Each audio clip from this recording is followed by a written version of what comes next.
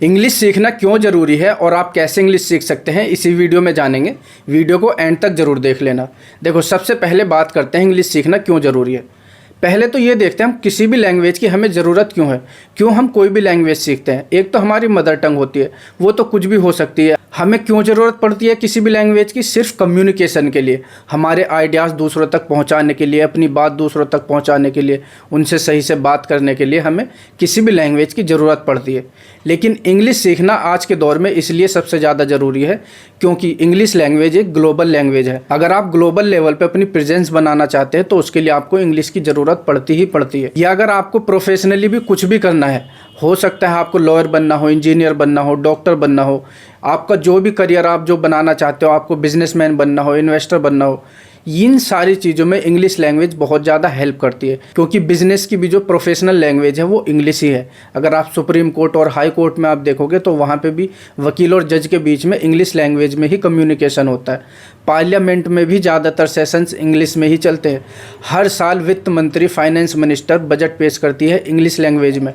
तो ये सारी चीज़ें अगर आप देखोगे तो इंग्लिश लैंग्वेज के बिना आज की डेट में आप बहुत हाई लेवल पे पहुंच ही नहीं सकते।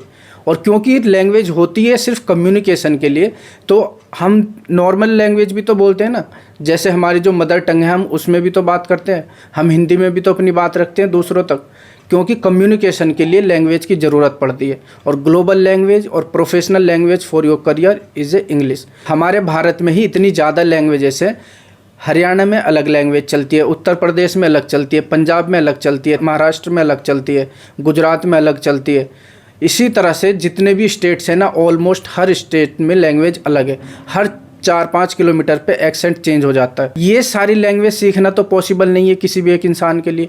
कोई अगर सारी लैंग्वेज सीखेगा तो बाकी सब काम कब करेगा। लेकिन सिर्फ हिंदी लैंग्वेज के साथ में आज की डेट में ये रियलिटी है, आपको एक्सेप्ट करनी पड़ेगी। सिर्फ हिंदी लैंग्वेज के साथ में आप करियर में बहुत ज़्यादा ग्रो नहीं कर सकते।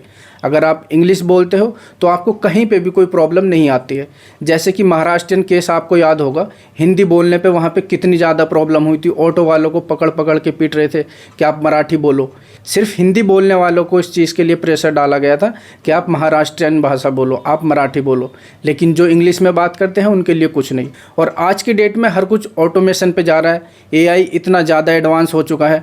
वैसे तो बहुत सारी लैंग्वेज एक्सेप्ट करता है, लेकिन अगर आप इंग्लिश में उसको प्रॉम्प्ट देते हो ना तो आपका काम ज़्यादा एफिशिएंट तरीके से होता है। ये फ़ायदे सारे इंग्लिश सीखने के हैं। अगर आप भी इंग्लिश सीखना चाहते हो तो फॉलो कर लेना। स्टेप बाय स्टेप सारे प्रोसेस चलेंगे, स्टेप बाय स्टेप हम इंग्लिश सीखेंगे। मिलते हैं नेक्स्ट वीडियो में।